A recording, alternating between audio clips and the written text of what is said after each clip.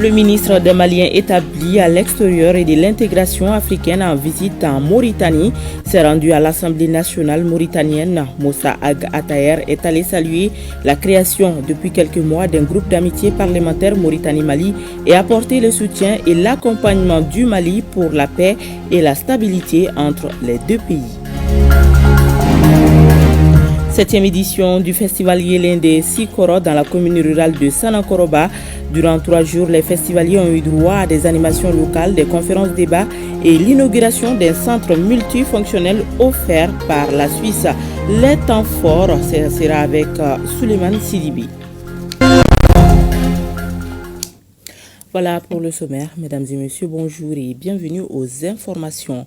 Je le disais, en Mauritanie, depuis quelques mois, un groupe d'amitié parlementaire Mauritanie-Mali a vu le jour en visite à Nouakchott. Le ministre des Maliens établi à l'extérieur et de l'intégration africaine s'est rendu à l'Assemblée nationale mauritanienne pour saluer la création de ce groupe, mais aussi apporter le soutien et l'accompagnement du Mali pour l'épanouissement et la consolidation pour la paix et la stabilité entre les deux pays. Le compte rendu avec nos envoyés spéciaux à Nouakchott, Ousmane Dao et Idrissa Traouri. La Mauritanie et le Mali ont en commun beaucoup de choses dans leur histoire. Pour consolider et renforcer ces liens, un autre pan s'ajoute. Il s'agit de la création d'un groupe d'amitié parlementaire Mauritanie-Mali. Porteur du message du chef de l'État, le général d'armée Assimi Goïta, le ministre Moussa Ag Attaher est venu saluer au nom du président de la transition, le président de l'Assemblée nationale de la Mauritanie, Mohamed Bemba Meguet, pour lui réitérer l'accompagnement et la reconnaissance du Mali. La Mauritanie et le Mali ont tout en commun. L'histoire, la géographie, le social. Vous trouverez difficilement une famille mauritanienne, un Mauritanien qui n'a pas un pied au Mali. Donc nous pensons que la diplomatie parlementaire pourrait être aussi un outil de rapprochement des populations mauritaniennes et de règlement de toutes les affaires qui lient nos deux pays. Nous avons jugé utile de venir rendre une visite de courtoisie à nos frères parlementaires mauritaniens pour d'une part leur exprimer toute notre satisfaction de l'initiative, les féliciter d'avoir pris cette initiative, mais aussi de les réaffirmer notre disponibilité à accompagner cette initiative et aussi à transmettre au Conseil national de transition l'information d'existence de ce groupe parlementaire pour que de l'autre côté également, qu'il y ait un répondant et que le travail de part et d'autre se fasse pour que cette initiative de diplomatie parlementaire enclenchée par nos frères mauritaniens puisse atteindre tous les objectifs. Appuyer les pouvoirs exécutifs dans leur mission de tous les jours pour rendre encore solide l'axe Nouakchott-Bamako est le but de ce groupe à travers une diplomatie parlementaire. Le président Al-Ghazouani, président de la République islamique de Mauritanie, nous a témoigné en apportant toute sa disponibilité en réponse au message de son frère, le général Assimi Goïta, pour accompagner le Mali dans toutes les démarches de paix, de stabilité, de sécurité. En retour, le ministre Moussa Ag Attaher a apprécié l'initiative et a réaffirmé l'engagement du Mali à toujours répondre présent pour la consolidation des acquis. Mauritaniens et Maliens se quittent avec l'espoir de se retrouver très bientôt pour continuer à œuvrer main dans la main pour une coopération sud-sud réussie au bonheur des populations. Parlons à présent des festivités du Nouvel An. À Sikasso, tout comme à Gao, les populations ont eu droit à un grand show public. L'initiative est du Conseil communal de la jeunesse des deux régions. Le compte-rendu de nos reporters Ali Idrissa Maïga et Mustafa Doumbia. C'est la tribune du Mamelon qui a constitué le principal lieu de regroupement des jeunes pour ce passage à l'année 2025. Cet espace reçoit les jeunes de la ville de Sikasso pour la 9e année consécutive sur initiative du Conseil communal de la jeunesse, appuyé par le Conseil régional de la jeunesse et la mairie de la commune urbaine. Nous avons initié cette activité pour rassembler tous les jeunes qui se trouvent à la maison vers la fête de fin d'année.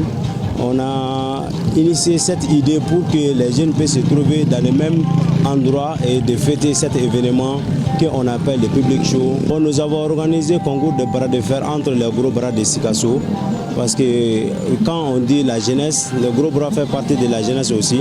Et c'est pour cela qu'on a invité tous les groupes bras de Sikasso pour mettre un concours de bras de fer entre eux-mêmes.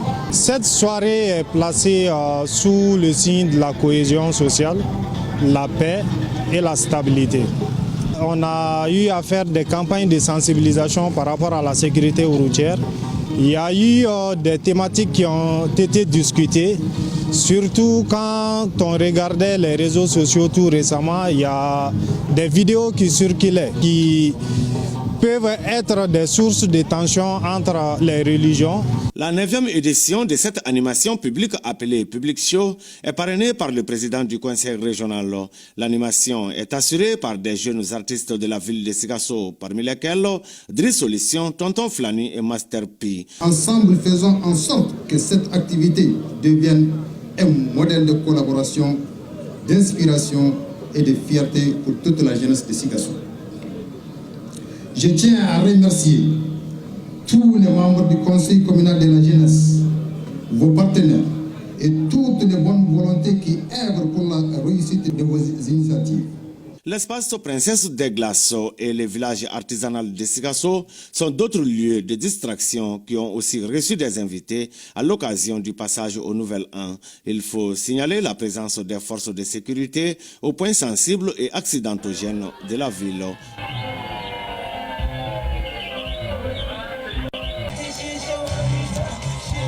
Du rythme, du son et de l'ambiance, ça se passe au rond-point des Martyrs de Gao, une initiative du Conseil communal de la jeunesse qui vise à divertir la population de Gao, mais aussi à accueillir l'année 2025 dans la joie et dans la cohésion. Nous souhaitons une bonne et heureuse année à toute la jeunesse de la commune urbaine de Gao. Le message que j'aimerais lancer ce soir pour la jeunesse de Gao, c'est d'être unis.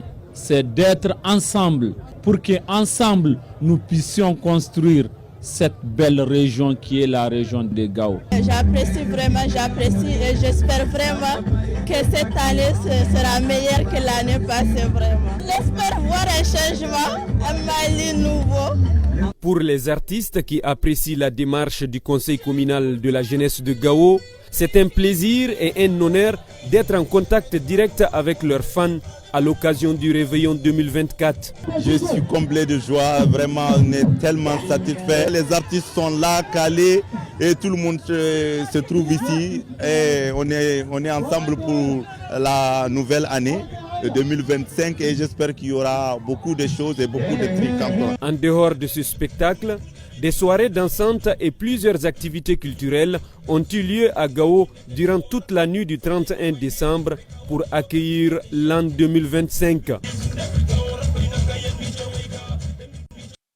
À Ségou, l'APPS, Association Police de Proximité de Ségou, la mairie de la commune urbaine et l'ANASER ont conjugué leurs efforts durant cette fin d'année pour rendre la circulation routière plus fluide. Elles ont procédé à une large sensibilisation des usagers sur le code de la route au niveau des intersections afin d'éviter des accidents. Reportage Amidou Diallo. La circulation routière est dense à chaque célébration du Nouvel An. Face à cette densité, l'APPS, Association Police de Proximité de Ségou, sensibilise les usagers sur les bonnes pratiques sur la route. On a pris cette initiative ce soir pour le bien de la population de Ségou, surtout le 31 décembre. Donc on voit qu'il y aura beaucoup d'accidents, surtout nous les jeunes. Donc vraiment on a vu cette initiative vraiment de sensibiliser la population. Ces séances de sensibilisation de l'APPS sont menées au niveau des artères de la ville grâce au soutien de la mairie de la commune urbaine et de l'ANASER de Ségou. Cet accompagnement parce que pour nous, en tant que maire de la commune urbaine de Ségou, en tant que maire, nous pensons que notre prérogative d'autorité de police administrative nous commande à jouer notre partition pour ce qui concerne la sécurité des populations. Nous finançons cette activité pour mettre les jeunes au niveau des carrefours, sensibiliser les populations, les usagers de la route, afin qu'ils roulent doucement, qu'ils pratiquent comme il se doit. On est sorti avec des casques, on est en train de faire des dons, donc on invite la jeunesse à porter les casques, parce que la tête c'est vraiment fragile. Cette activité de l'association Police de Proximité au profit des usagers, Degem Dijar dans la région de Ségou contribue à la réduction des cas d'accidents durant cette fête. Pendant 4 jours, les producteurs agricoles de la région de Koulikoro seront initiés à la pratique efficace de lutte contre les chenilles légionnaires d'autonomes. Les dites chenilles sont des insectes ravageurs du maïs. L'atelier est organisé par la Direction nationale de protection des végétaux en collaboration avec le service régional de Koulikoro et c'est grâce à l'appui financier du Fonds national d'appui à l'agriculture. Reportage Adama Traoré. Former et sensibiliser les producteurs agricoles sur la reconnaissance et la gestion des nuisibles des cultures. C'est le thème central de cet atelier de 4 jours. Une rencontre qui regroupe une vingtaine de participants venus des 4 cercles de la région de Koulikoro. Il s'agit des cercles de Banamba, de Kati, de Koulokani et de Koulikoro. La rencontre est initiée par la Direction nationale de protection des végétaux en collaboration avec les services régionaux. Ces différents genres, quelle est l'espèce qui les intéresse? Donc c'est ces sciences pratiques qui vont faire face pour essayer de déterminer. Et quand ils déterminent quelles sont les mesures qu'ils vont prendre pour essayer de contrecarrer les infestations de ces ravageurs. Occasion pour les participants de maîtriser les bonnes pratiques de lutte contre les chenilles légendaires d'automne. Cet insecte nuisible qui menace la sécurité alimentaire et nutritionnelle par ses actions nuisibles. Nous voulons être mieux outillés afin de restituer aux autres. Cette formation vise à sécuriser la production des cultures, principalement le maïs, des attaques de la chenille légionnaire d'automne. C'est dans ce cadre que le présent atelier de formation est initié ici à Koulikoro à travers le Fonds national d'appui à l'agriculture, en abrégé FNAA.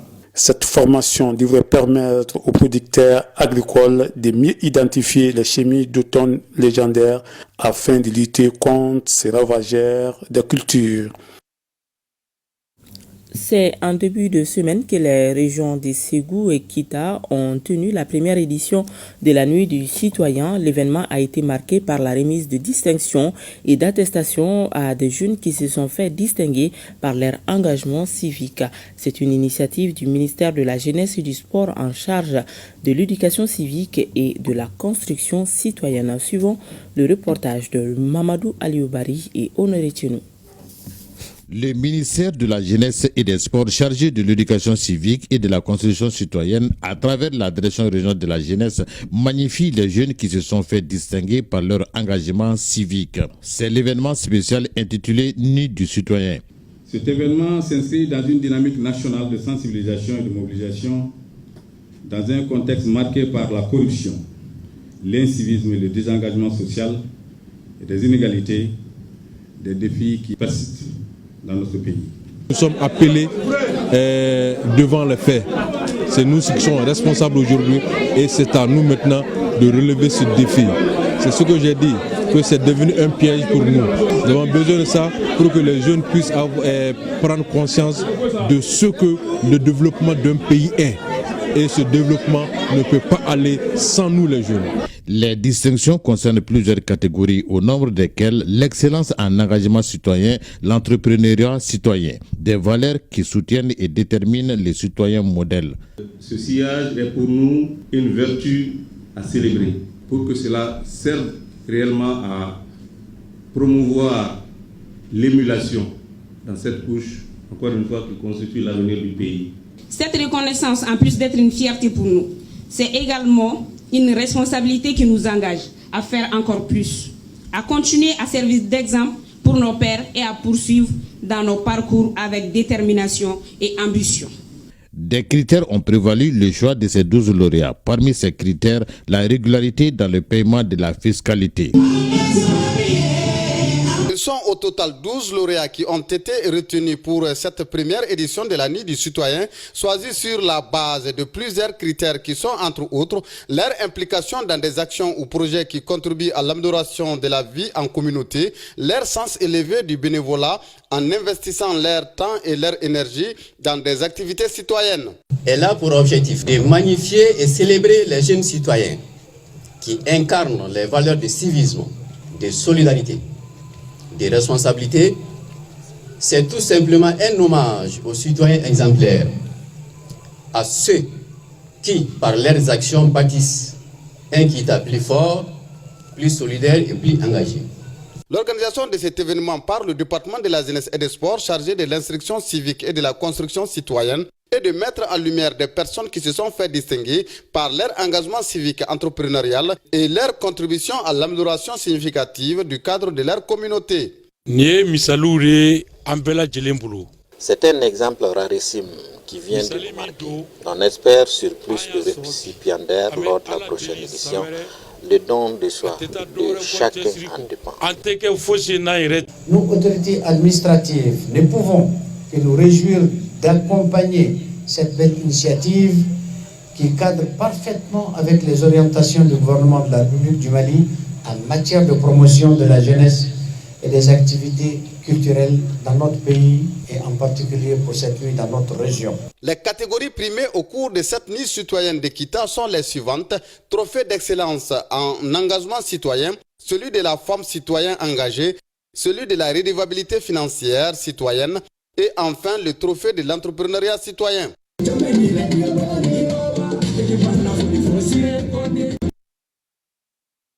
Des cercles de la région de Taoudéni viennent d'être certifiés fin de défécation à l'air libre. Cette certification collective intervient à la suite d'un long processus mené par la direction régionale de l'assainissement, du contrôle des pollutions et des nuisances de Taoudéni. Les travaux de certification ont été facilités grâce à l'accompagnement de l'UNICEF à travers son volet WOSH. Shirfi Moulay Aïdara. 10 villages et différentes circonscriptions de la région de Taoudéni ont atteint le statut des fins de défécation à l'air libre. Des suivis menés par le service de l'assainissement et de contrôle de pollution et de nuisances ont permis de prouver le changement de comportement dans ces localités à travers des critères établis. Il y a 3 points. Il faut que chaque famille ait au moins une latrine équipée d'un dispositif de lavage des mains qui limite la prolifération des mouches à partir de la fosse. Que tous les membres de la famille ainsi équipés n'utilisent que cette latrine pour la défécation. Que chaque latrine est équipée d'un dispositif de lavage des mains, soit eau plus savon, soit eau plus la cendre, pour se laver des mains après l'usage au niveau des toilettes. Les partenaires UNICEF redoublent d'efforts dans ces actions en matière d'hygiène ou assainissement afin de diminuer considérablement le nombre de communautés pratiquant la défécation à l'air libre. C'est dans le cadre de l'exécution du projet de promotion de WOSH dans 5 écoles, de WOSH dans 3 centres de santé, de l'ATPC dans 10 villages et de l'intermédiation sociale autour des points d'eau dans 4 communautés, des cercles d'Achourat, Arwan, Al-Ouch et Bouchbeha. Les excrétants humains sont la principale source de maladies qui tuent les enfants de moins de 5 ans au Mali. Il s'agit des maladies diarrhéiques, de la typhoïde, des infections gastro-intestinales et de certaines infections respiratoires. Les communautés des villages certifiés se sont engagées à mettre fin à la défécation à l'air libre par la réalisation d'actions concrètes. La remise des kits d'hygiène aux associations, CESCOM et aux responsables des communautés a mis fin à la cérémonie. Après sa grande mobilisation en faveur de l'école organisée à Balanfina en 2021, le collectif des anciens élèves de Balanfina était samedi dernier à Magarala, c'est à Yanfouila dans la région de Bougouni. Dans ce village, les activités ont été orientées sur la sensibilisation des parents, la délimitation du domaine scolaire et la remise de prix aux élèves méritants et parents courageux. Commentaire Kassim Diallo. À Mangarala, comme dans la quasi-totalité des écoles de l'ancien arrondissement de Doussoudiana, les maux dont souffre l'école sont identiques. Nous avons lancé d'abord le message à l'endroit des parents d'élèves pour le suivi régulier des élèves. Et ensuite à l'endroit des maîtres pour un contrôle régulier des élèves en classe. Parce que sans le suivi à la maison, l'apprentissage devient difficile. Quant au décap de Yanfolila, Il a promis de soutenir les actions des anciens élèves. Les exemples de ces gens vraiment doivent être multipliés. Ça sera un vecteur de facilitateur, de sensibilisation auprès des parents. Parce que si les ressortissants de la zone instruits, des intellectuels viennent auprès de leurs parents pour les sensibiliser, d'envoyer les enfants à l'école, l'exemple, c'est l'exemple palpable. L'école de Mangarala a alors reçu du collectif des kits scolaires. Les élèves méritants et les parents qui suivent leurs enfants ont reçu également des prix. La commune rurale de Wassoulou-Balé a fait don de fournitures scolaires. En fin de journée, les limites du domaine qui font désormais 3 hectares ont été dégagées pour ensuite donner les premiers coups de pioche d'un puits moderne pour l'école. Avant de quitter Mangarala, le collectif a mené la réflexion pour l'identification du village qui abritera la prochaine rencontre en 2025. La 7e édition du festival Yélin de Sikoro dans la commune rurale de Sanangoroba a démarré samedi dernier. L'édition 2024 a enregistré la participation de plusieurs personnalités du Mali et des Suisses. Durant 3 jours, les festivaliers ont eu droit à des animations locales, des conférences débats et l'inauguration d'un centre multifonctionnel offert par la Suisse. Les temps forts de la cérémonie d'ouverture avec nos envoyés spéciaux Suleiman Sidibé et Toumani Diabati. Sikoro, un village situé à 7 km de Sanangoroba, reçoit la 7e édition du festival Yérenkroa. À travers la musique et les danses traditionnelles, les habitants de la localité ont fait montre de leur savoir-faire devant les invités. Un festival devenu un pont qui relie le canton de Vaud en Suisse et la commune de Sanangoroba sur plusieurs plans. Cette édition 2024 qui a mobilisé des centaines de personnes, est le moment de faire le bilan de 7 ans de coopération entre la commune de Sanangoroba et son partenaire suisse. Cette 7e édition, moi, ça me tenait à cœur de pouvoir capitaliser, comme on fait toujours, notre capitalisation d'expérience, qu'on fait avec ce qu'on a réussi à réaliser ensemble. Parce que c'est ça le but de Solidarité Afrique Farafina. Pas apporter les petits poissons tout cuits dans une assiette, mais de pouvoir ensemble apprendre à pêcher, apprendre des uns et des autres. Au-delà de son caractère festif, Yélenkroa apporte du bonheur à la population de Sikoro, d'où la satisfaction du maire de la commune de Sanangoroba. De sa création à nos jours, Sikoro, vous voyez ce château d'eau qui est devant nous. Sikoro, les femmes de Sikoro ont bénéficié de ça. Une maternité, un dispensaire équipé, un centre de transformation des produits locaux, un jardin aménagé. Vraiment un moulin. La journée que nous nous apprêtons à vivre ensemble sont la preuve évidente que la vraie richesse n'est pas là, de loin, où la mettent nos sociétés d'aujourd'hui. Ni dans l'argent, ni dans le pouvoir, ni dans les spéculations, mais bien ailleurs. Ainsi, ce solde ancestral partagé donne à ce séjour une dimension bien plus profonde qu'une simple visite officielle. Le festival Yélenkroa, c'est aussi la promotion des produits made in Mali à travers une exposition qui permet aux associations et groupements de femmes de Sanangoroba de montrer leur savoir-faire et avoir des soutiens financiers. Et pour mettre en valeur nos tenues traditionnelles, le Live Mode Bamako, en consortium avec des jeunes créateurs de la mode malienne, ont organisé un défilé de mode où les stylistes ont montré leur savoir-faire. Adam Maïga. Pour promouvoir nos tenues traditionnelles, le président de Live Mode Bamako a montré son savoir-faire au cours d'un défilé de mode. Une occasion pour les Maliens de se procurer de ces tenues traditionnelles en cette période de fête de fin d'année 2024. Pour le président, ce défilé de mode assure bien la souveraineté culturelle. Ça fait plaisir quand même d'organiser, de faire la promo de la mode et surtout la mode africaine et de la mode malienne en fait. Et en plus, nous avons aussi présenté dans le cadre de la fête des 31.